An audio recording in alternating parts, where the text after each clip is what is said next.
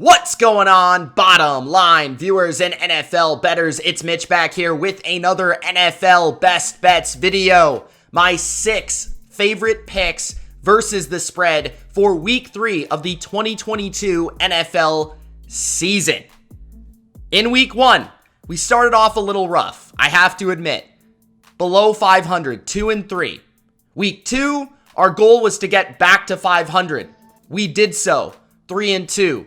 And now in Week 3, we're getting above 500. That's the goal. We're starting to make some money. Now that we have a little bit of a sample size on all 32 teams, we can start to distinguish the right matchups to attack. Let's do that in this video. Don't forget to Gronk spike the like button and subscribe for more NFL best bets just like this. And make sure to check out the over-under best bets and also my parlays to play and win for Week 3. Now, let's get started with my favorite spreads this week.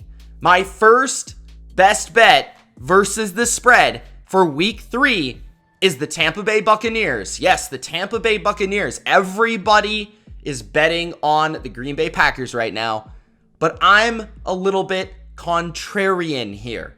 I know how this matchup works. I know how this game goes. I've seen Aaron Rodgers play Todd Bowles' defense before. I've seen Tom Brady with the Bucs play Aaron Rodgers with the Packers. I've seen it in Tampa Bay. It happened in 2020. It was an absolute blowout. I believe that game was 38-10. In the NFC Championship, everybody was picking the Packers. The game was in Lambeau Field. Everybody thought the Packers were going to go to the Super Bowl. What happens? The Bucs get up big in that game, dominate the line of scrimmage, cause some issues for the MVP, and pretty much dominate that game.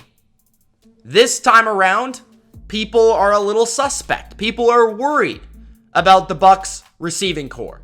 They're worried about Mike Evans being suspended. They're worried about Chris Godwin being injured. They're not sure if Julio Jones will show up and play. I think he might, but I'm not sure either.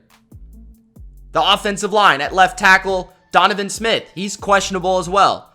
He might play, he might not. It's kind of a similar Julio Jones situation. But the matchup is a good one for Tampa Bay. I understand the injuries. I understand the concern. I understand they haven't looked their electric selves offensively.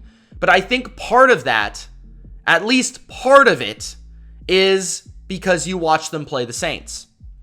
And correct me if I'm wrong, but the Bucs have looked a little rough playing the Saints offensively over the past 2 seasons, have they not? That's just not a very good matchup for them. In Week 1, they played a Cowboys defense that's also a pretty elite unit with a very good pass rush, specifically Micah Parsons, who held them from 2 touchdowns in that game. They scored 2 touchdowns in the red zone there, and we're talking a little bit different, and we're just talking about, oh, they struggle against the Saints. Because offensively in Week 1, they moved the ball up and down the field. They just struggled to score in the red zone. The Cowboys also shut down the Cincinnati Bengals last week. So there's some things that you can look at here for the Bucs offense and say, I feel like positive regression is coming even without Mike Evans, even without Chris Godwin. I feel like Tom Brady is about to have his best game of the season in this matchup. I also felt like Tom Brady played better than the stats suggested last week, at least in terms of managing the game and making sure his team was in the right position to win that game. We've seen Tom Brady struggle against the Saints, throw some interceptions, cause some turnovers, and lose that game. He did a much better job of protecting the football, a much better job of taking his shots when they were there. But they played through the running game. They played through Leonard Fournette, and although it was conservative and although at times it was frustrating, it was the way the Bucs needed to play to win that game versus New Orleans. They knew they needed to play a defensive game. They knew that Jameis Winston would eventually make mistakes, and he did. And they know that they have a spectacular defense. And the handicap here, guys, is that the Tampa Bay Buccaneers are playing at home. The Bucs have yet to play at home this season. The Bucs are a dominant home team. Just look at last year. Their offensive production is much better at home. Just look at last year. When playing in Florida, Aaron Rodgers is at his worst. When playing in Florida, Aaron Rodgers never plays well. He has 11 touchdowns to 11 interceptions in his career. And if you understand Aaron Rodgers' touchdown to interception ratio, you understand that that is not a very good touchdown to interception ratio, especially for Aaron Rodgers. On top of that, he's 3 wins to 5 losses. He's lost to the Bucs the last 2 times he's played them.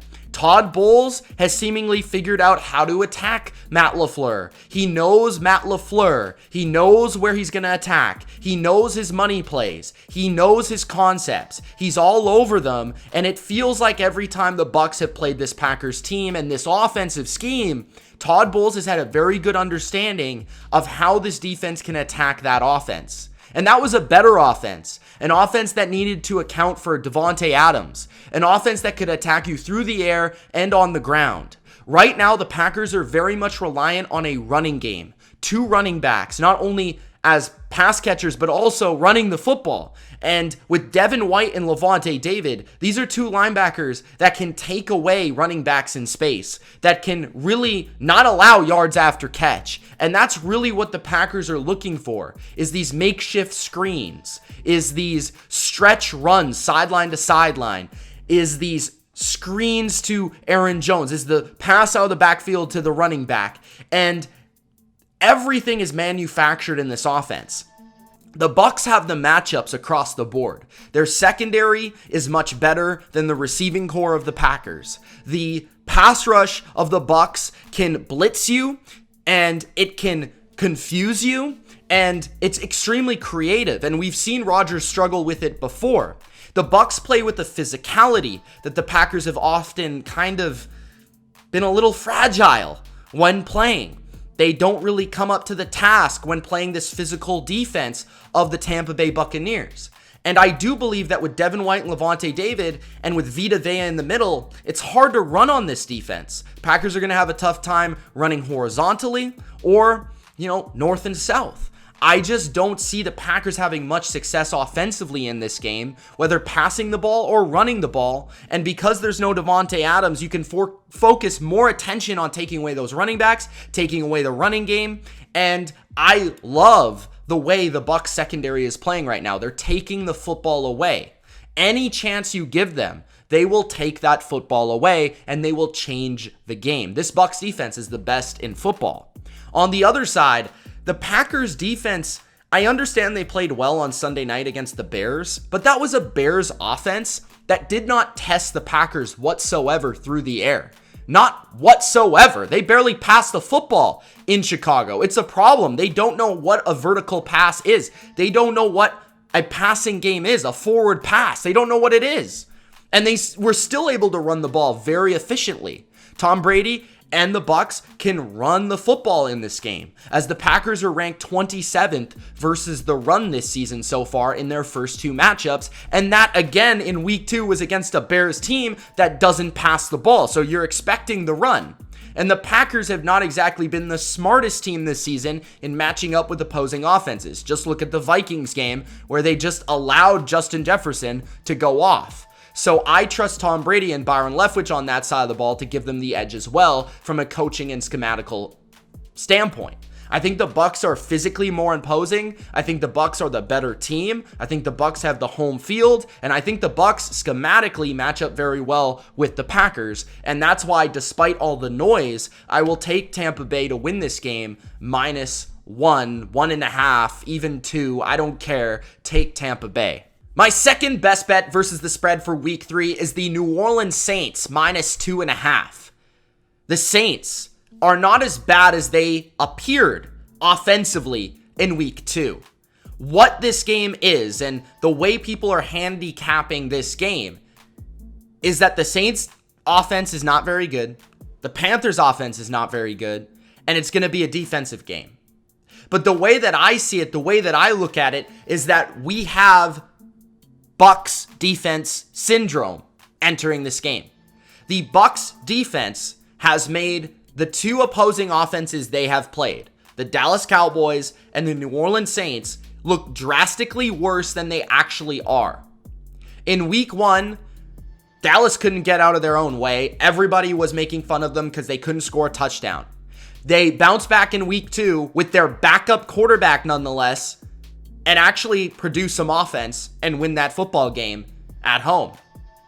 The New Orleans Saints in week 1 put up a ton of numbers, especially in the second half versus the Atlanta Falcons defense. They were able to come back passing the football and win that game. Don't forget that. In week 2, it was only then when they looked subpar, not very good, below average.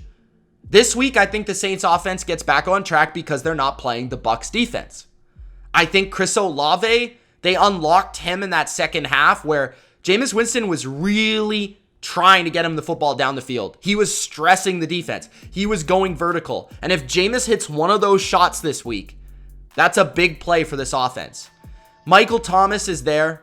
Jarvis Landry is there. Jawan Johnson is being mixed in as their receiving tight end. Their offensive line is average. It's nothing special. It's not bad either. Alvin Kamara is expected back. He's a dimension out of the backfield as a receiver. And of course, we know what he can do as a runner. Mark Ingram looks pretty fresh and still pretty powerful, breaking through tackles last week.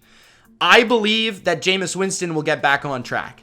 As long as he doesn't throw the football to the other team more than twice in this game, I think the Saints should have enough success to win this game outright in Carolina. Defensively, the Saints got back on track versus the Bucs. The Saints have a strong run defense. I don't think Christian McCaffrey is going to be able to go off in this game.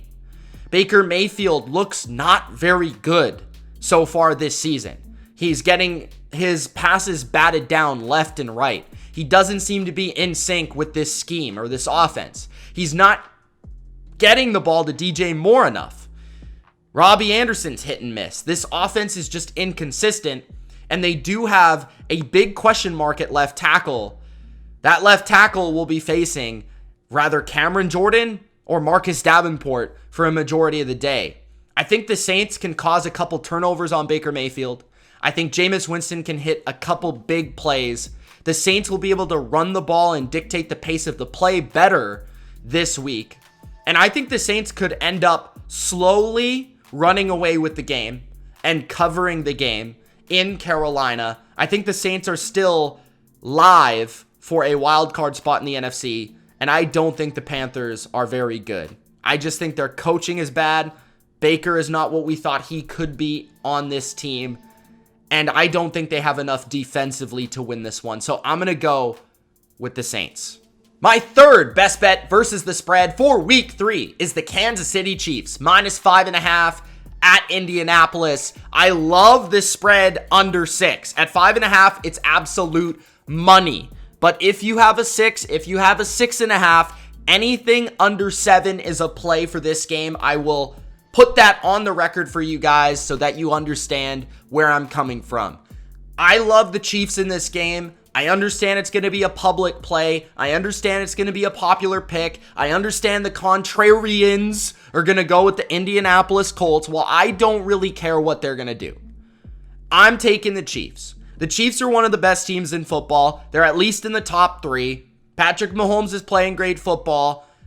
Andy Reid is spectacular at the beginning of the season. Frank Reich is not. And what I've seen with my own 2 eyes is that the Chiefs are good and the Colts suck. And nothing can make me, persuade me to go in a different direction here. The Colts are bad. And Matt Ryan is first and foremost a big issue here. Matt Ryan's arm is a pea shooter right now. He can't stretch the field. He can't hit downfield throws. Every ball has a extended arc on it.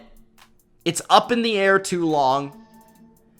This is the type of quarterback that the Chiefs thrive when they play. This defense is going to be aggressive.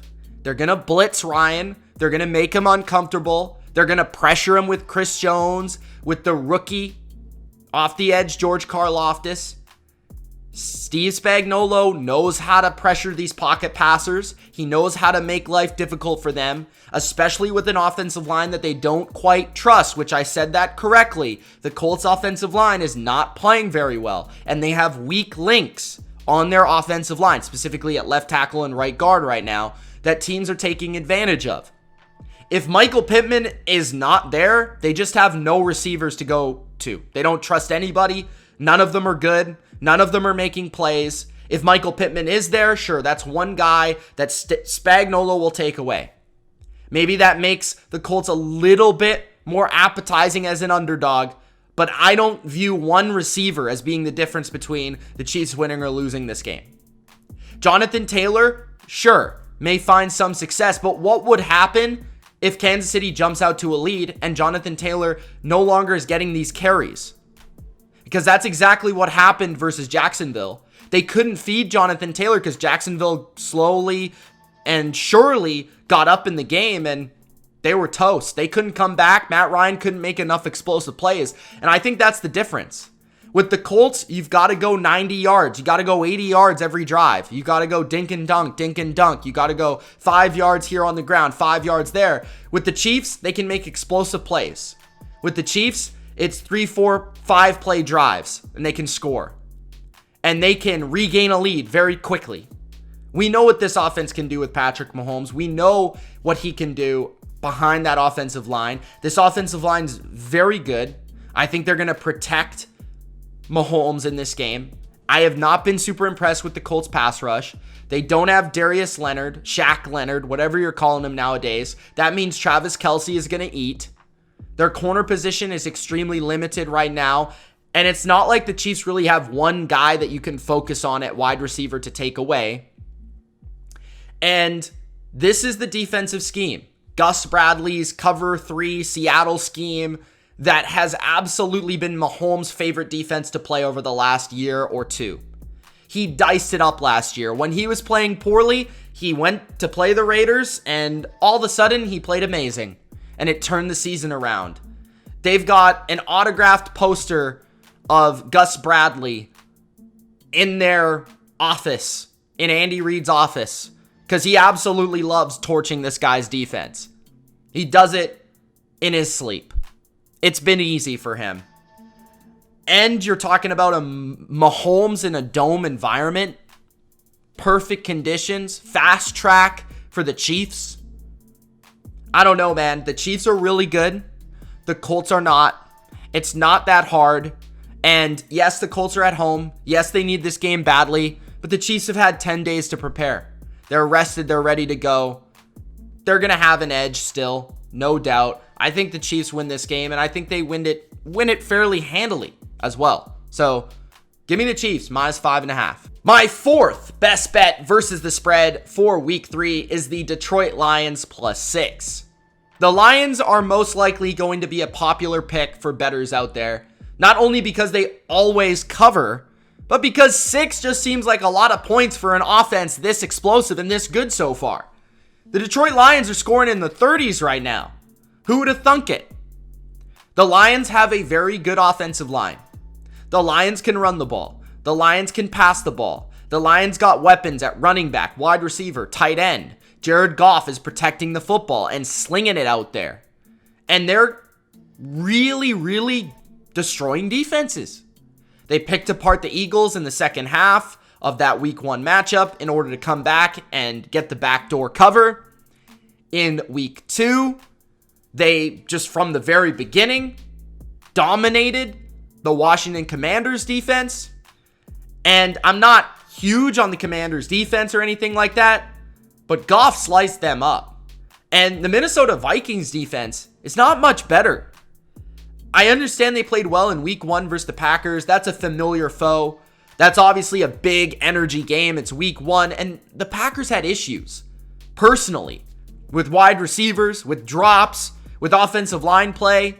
When you look at the Lions, they've got 2 stout tackles that will not be bullied in this game by Zadarius Smith and Danielle Hunter, meaning that Goff will have time. Jared Goff is a much better quarterback when in a perfect environment like a dome. He's always been a better dome quarterback. That will help him in this game. Absolutely.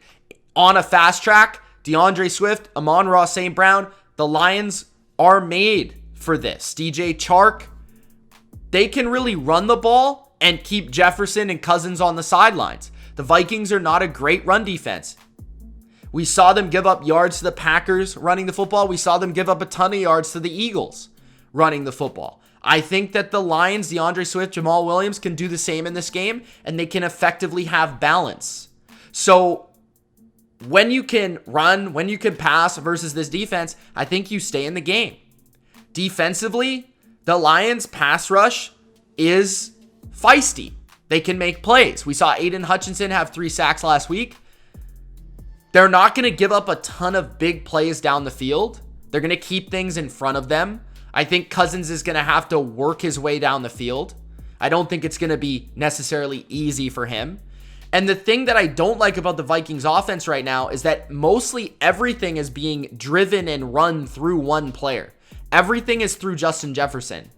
Adam Thielen is not being properly utilized. Irv Smith is just fine. KJ Osborne is just fine. Dalvin Cook hasn't been his effective self. We will see if he can be that in this game. I think this game is effectively going to be a shootout, but I actually think that the Lions offense has better matchups in this game than the Vikings offense does, despite me believing that the Lions defense is pretty darn bad. And I have a lot of respect for the Vikings home field, but these teams know each other and know each other well. The last 3 matchups they've played, and I understand it's different coaching staffs, 2 points have separated these teams, no matter how good or how bad they've been over the last 3 matchups. So give me 6 points with the Detroit Lions in week 3. My 5th best bet versus the spread for week 3 is the Houston Texans plus 2.5. If you can find a 3, fantastic.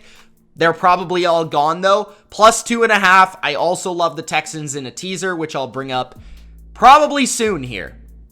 The teaser of the week is back, guys. The Houston Texans plus 2.5 over the Chicago Bears. This is simple. I'm not going to waste your time. The Chicago Bears are not a very good team. I don't care that they're at home. They don't really deserve to be favored over anybody. I understand they beat the 49ers, but they beat a 49ers team with a quarterback who couldn't throw a forward pass and in a monsoon. It was extremely fluky. They got dominated at the line of scrimmage. They got dominated in yardage. They got dominated in time of possession. It was just a fluky game.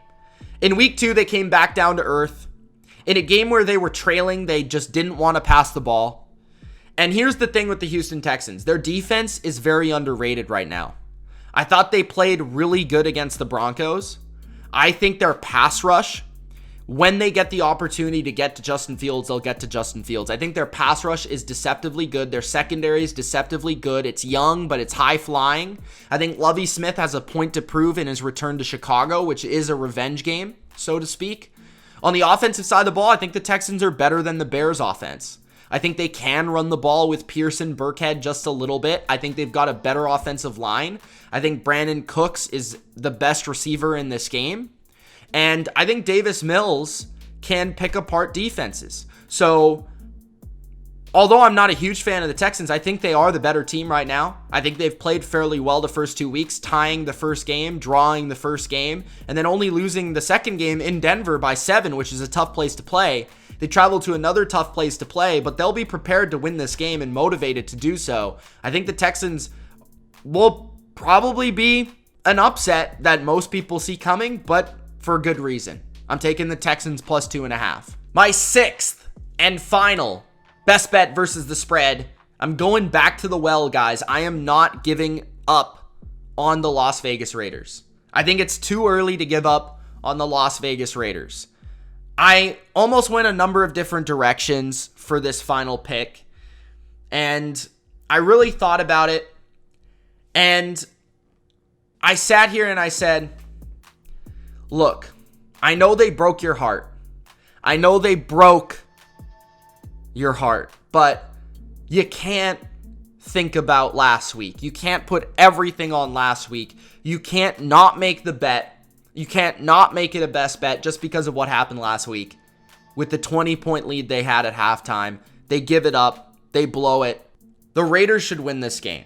They're -2. They're in Tennessee. I understand Tennessee got embarrassed. They're back at home. They're a dog. All that stuff. Yippee-ki-yay. The Titans are bad. They're flat out bad. Their offense is terrible.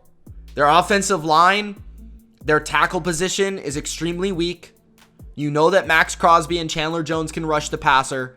I think Max Crosby has been phenomenal rushing the passer so far. He was effective in that game versus Kyler Murray. Chandler Jones has not been his typical self rushing the passer, but he's been very good in run defense. In his fits and setting the edge, I feel like he's been effective. I think the Raiders are a very underrated run defense. I have faith in them slowing down Derrick Henry. I have faith in this scheme slowing down Derrick Henry and them understanding that importance. And nobody's afraid of the Titans receivers. Treylon Burks, Robert Woods, it doesn't matter. None of them are effective. None of them are good. None of them have the rapport with Ryan Tannehill. A.J. Brown was so important to this team. This team can't move the football in Tennessee. The Titans defense I still have respect for. I have respect for Mike Vrabel. But I think Josh McDaniels through 2 weeks is going to have some teachings to do. He's going to be able to tutor this team and point them in the right direction. I think it's right there for them on both sides of the ball. And Derek Carr is just missing. He's just missing on a couple plays game. He's just off a little bit. I think they get Devontae Adams more involved. There's nobody on Tennessee that can cover this guy. Hunter Renfrow, because of the attention that Devontae Adams will see, will probably light it up as well. I think that the Raiders can get the ball out quick, similar to the Bills, and effectively move the football, run it just enough to keep the Titans honest. I think that the Raiders got the better team. I think they match up better, and I think that they win this game. They're the team through 2 weeks that I say they're 0-2, but they don't deserve to be 0-2, and they don't feel or look like an 0-2 team. The Titans do. So I'm going with the Raiders, -2 on the road to defeat Mike Vrabel and the Titans. The teaser of the week is back on your best bets versus the spread by popular demand, by the way.